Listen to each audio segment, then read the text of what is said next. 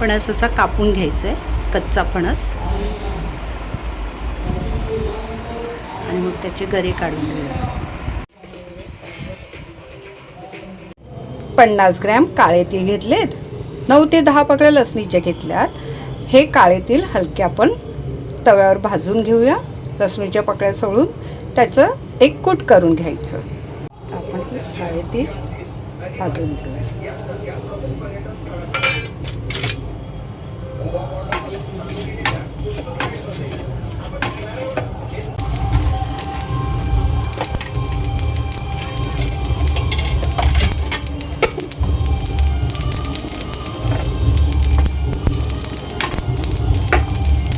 थोड्या लसूणच्या पाकळ्या टाकूया.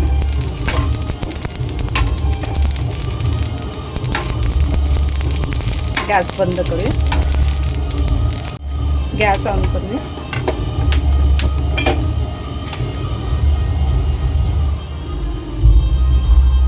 तेल टाकूया. एक साधारण हे ताटभर जे आहेत फणसाचे गरे, कच्च्या फणसाचे गरे एवढे ताटभर आहेत. त्याला एक 2 चमचे तेल टाकूया.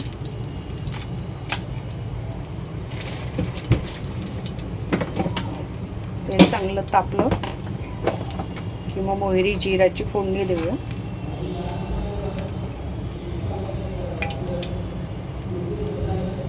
मोहरी टाकलं, एक साधारण 2 चमचे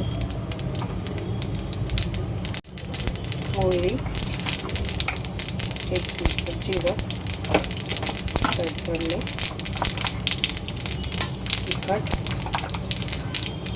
2 चमचे. गॅस कमी करूया.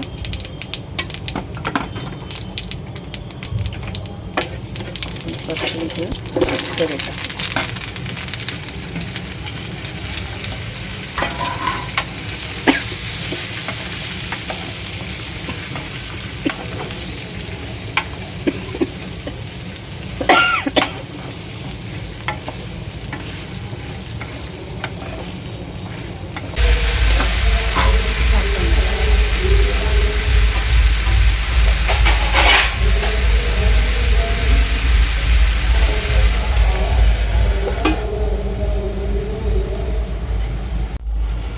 झाकण काढूया.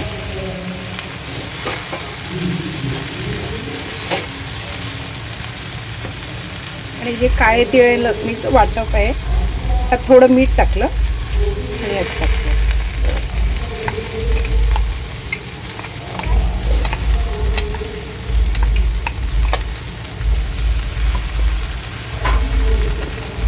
मिक्स करून घेऊया.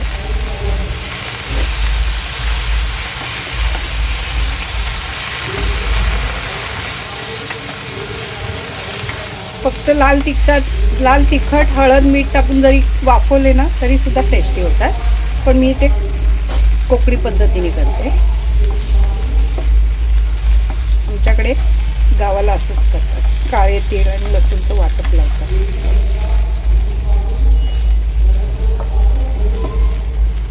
ते वाफेवर करायचे असतात कच्चे गरे. आताच आमच्याकडे नाक्यावर फणस विकायला आले होते. जो कच्चा होता तोच घेऊन आले, कारण एक 2-3 दिवसापासून पिकायला लागतो फणस. मग आपल्याला जसे हवेत तसे गरे राहत नाहीत भाजीसाठी. एवढं असं सगळं मिक्स करून घ्यायचं. काय मस्त अरोमा येतोय, स्मोक आलाय तिळाचं वाटप लावल्यावर.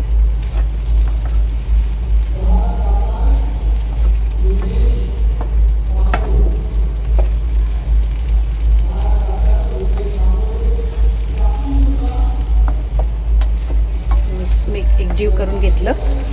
पुन्हा थोडं पाणी मारूया. पाण्याचा हात मारून आणि झाकण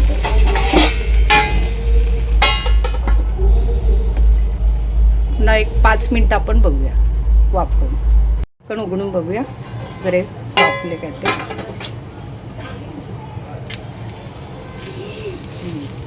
तर छान रेडी झालेत गरे खाण्यासाठी. सॉफ्ट झालेत. त्या प्लेटमध्ये काढूया.